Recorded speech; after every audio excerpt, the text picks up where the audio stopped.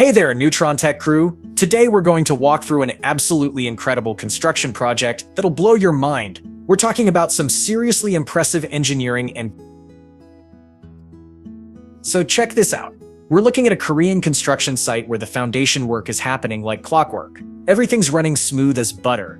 The site's on this crazy steep slope with access roads that are way too narrow for normal equipment delivery. You couldn't drive that excavator up there if you tried. The terrain would eat it alive, so instead, they just lift the whole thing over all the obstacles and drop it right where they need it.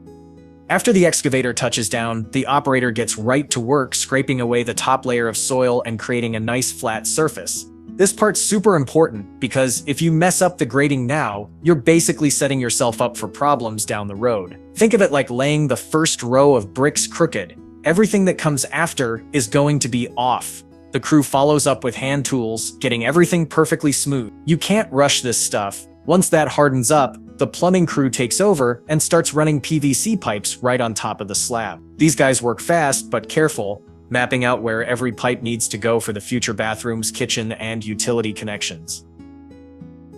Next up, the crew brings out these bright pink foam boards. That's XPS insulation for anyone keeping track. These panels are going to keep the building energy efficient and prevent heat from escaping through the floor. Then comes the fun part: cutting, bending, and tying steel rebar into these intricate cage structures. It's like watching someone build with an industrial-sized erector set. These metal grids do double duty here. They're going to strengthen the next concrete pour, basically creating a sandwich slab that's way stronger than a single pour. Plus, they connect directly to the vertical supports that'll hold up the whole building. It's all interconnected. Every piece depends on every other piece. Time for the vertical formwork. The crew assembles these heavy-duty plywood panels with timber braces set at specific angles. Everything gets locked down tight with steel wire and nails because when that concrete starts flowing, those forms better not budge an inch. The pressure from liquid concrete is no joke. It'll blow out weak forms faster than you can blink. The workers guide the concrete hose like pros, making sure the mix fills every nook and cranny inside those forms. You can really see the attention to detail in how they've sealed and secured everything. Once the concrete sets, they slap on a waterproofing membrane to keep groundwater from seeping through. Water is concrete's worst enemy over time, so this barrier is crucial for the building's longevity. Then that same excavator from before starts pushing dirt back around the freshly built foundation walls. It's almost gentle, the way the operator handles that big machine around the new concrete. While they're at it, more PVC pipes go in the ground for drainage, water lines, or maybe electrical conduits. The constant presence of cranes throughout this project really shows you how tricky this location is.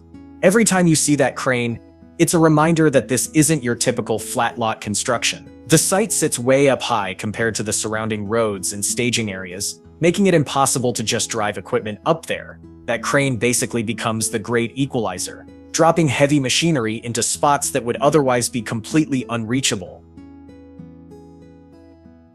The crew goes through another round of concrete pouring, this time setting up wooden forms to mark the boundaries.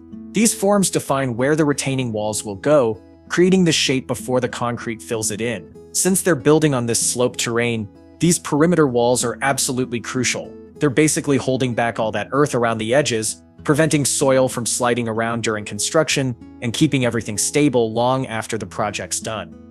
It's time to start putting up the actual building structure. This is where things shift from heavy civil engineering to more precise carpentry work, and the whole vibe of the site changes. This is where wood takes over and you really see the crew's skills shine. Big wrapped bundles start showing up, pre-cut lumber ready to go, and you know they're switching to stick frame construction. The smell of fresh cut wood fills the air, and suddenly the site feels less industrial and more like actual home building. The carpenters start laying down bottom plates right on the concrete, mapping out where all the walls will go. These guys are super precise, using chalk lines, levels, and anchor bolts to make sure everything lines up perfectly. One crooked wall at this stage means nothing else will fit right.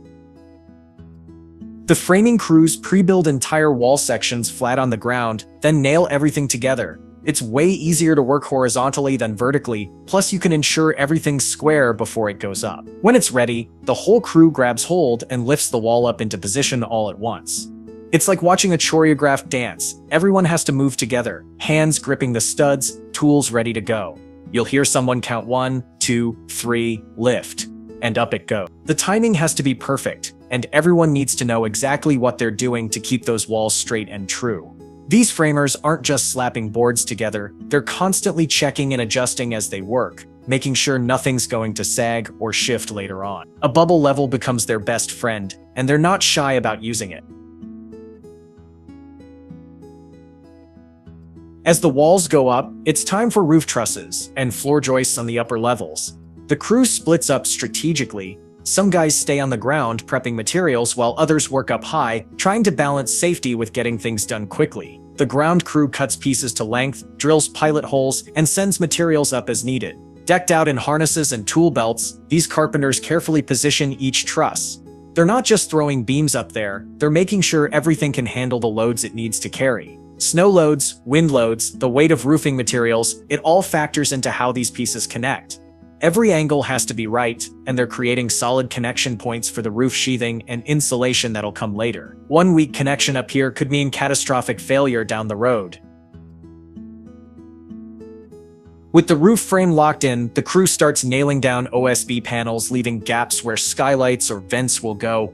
The hammering echoes across the site in a steady rhythm, bang, bang, bang, as they work their way across the roof. The division of labor is really clear here. Some workers move along the trusses, securing panels, while others handle the custom cuts around openings or beef up the ridge areas.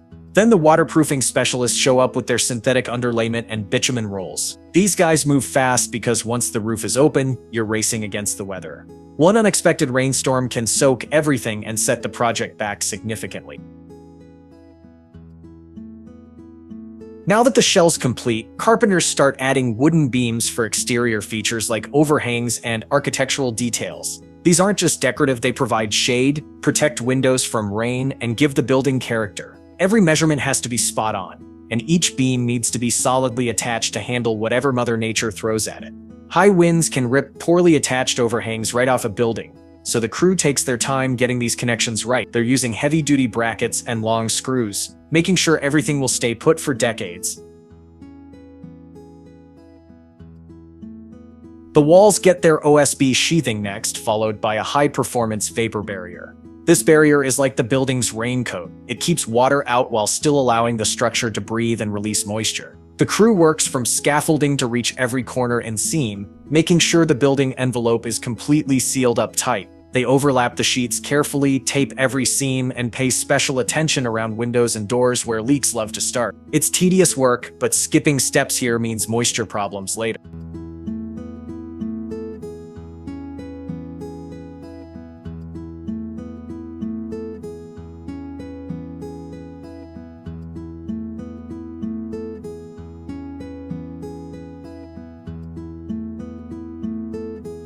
Inside, things get pretty high-tech with the radiant floor heating installation. First, they lay down thick insulation boards across the entire floor. These boards fit together like puzzle pieces, and any gaps get filled with spray foam to prevent thermal bridges. Then comes the heating system.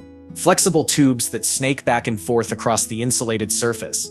The spacing between tubes is calculated precisely to ensure even heat distribution. Too far apart and you get cold spots. Too close and you're wasting money. All these tubes eventually connect to a central control box mounted on the wall where everything comes together. This manifold lets you control different zones independently, so bedrooms can be cooler while bathrooms stay toasty.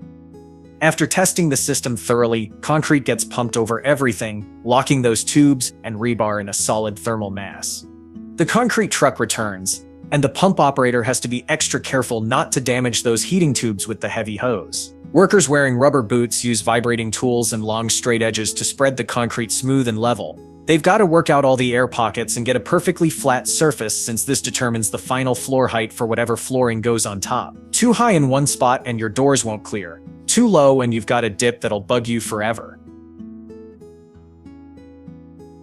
Meanwhile, another crew starts working on the exterior, mounting decorative panels that look like stone or textured finishes. These panels transform a plain building into something with real curb appeal. Getting these panels to line up perfectly with seamless joints takes serious precision and teamwork. One panel installed slightly off throws off the whole pattern, so they're constantly measuring and checking alignment. The scaffolding keeps getting adjusted so workers can safely reach the higher sections. Safety harnesses are mandatory up there. Nobody wants to explain to their family why they took an unnecessary risk. Inside, electricians and HVAC techs start running flexible conduits and PVC pipes through all the wall framing. These systems are the building's circulatory and nervous systems all rolled into one. These carry everything from electrical wiring to heating ducts to maybe even central vacuum lines. The placement has to be strategic.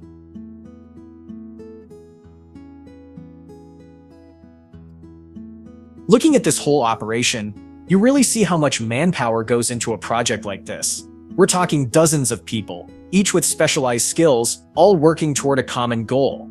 Teamwork isn't just helpful. It's absolutely essential. Construction is all about people working together, where timing, accuracy, and coordination set the pace. Miss your window and another crew is standing around waiting, burning money. What really makes teams strong isn't just finishing tasks. It's how crew members depend on each other to keep everything safe, efficient, and built right.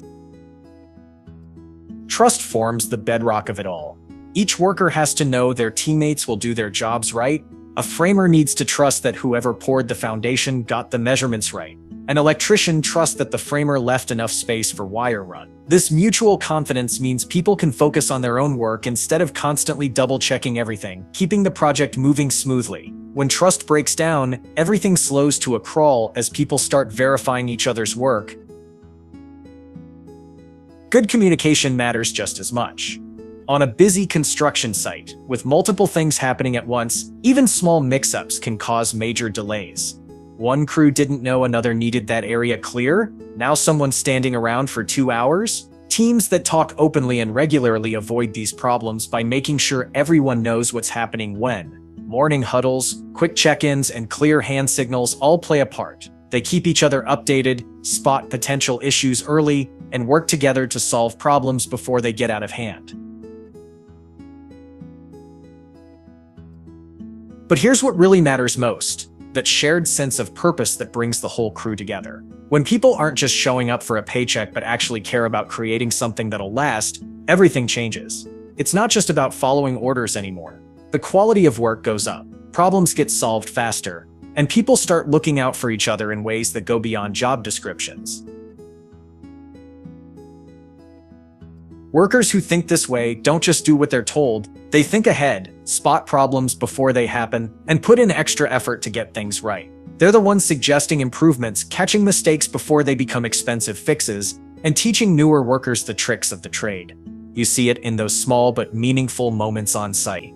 It's the carpenter who measures 3 times to be absolutely sure before cutting expensive lumber. It's the whole team rushing to secure a wall frame before rain soaks the exposed wood. It's someone staying 10 minutes late to help another crew finish up so tomorrow starts smooth. These actions might seem minor, but they add up to the difference between a good project and a great one.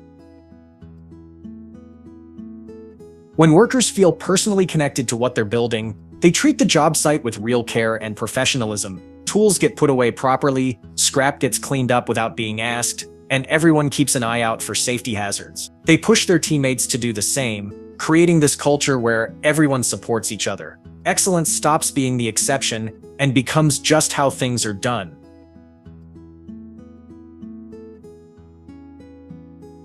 When we talk about teamwork turning a construction site into this living, breathing thing, we're not just being poetic. It's the real deal.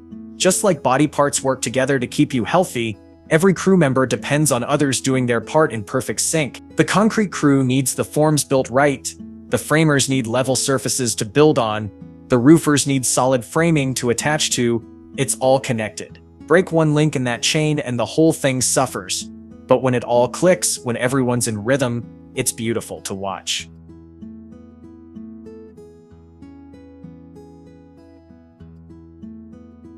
But it goes deeper than just logistics. It builds genuine respect between workers. People stop seeing each other as just coworkers and start recognizing how essential everyone is to reaching their shared goal. The electrician appreciates the framer who ran straight walls that make pulling wire easier. The insulation crew respects the plumbers who kept their pipes tight to the walls, leaving room to work. They take pride not just in their individual work, but in what the whole team accomplishes together. Everyone naturally holds themselves accountable because they understand how one person's mistake affects everyone else. In many ways, teamwork becomes the invisible structure holding everything together. It's every bit as important as the physical beams and bolts in the building. You might not see it directly, but you definitely feel it in how smoothly everything runs. When teamwork is strong, problems get solved before they escalate, quality stays consistently high, and the job gets done on schedule. When it's weak, you see delays, finger pointing, and a final product that never quite reaches its potential.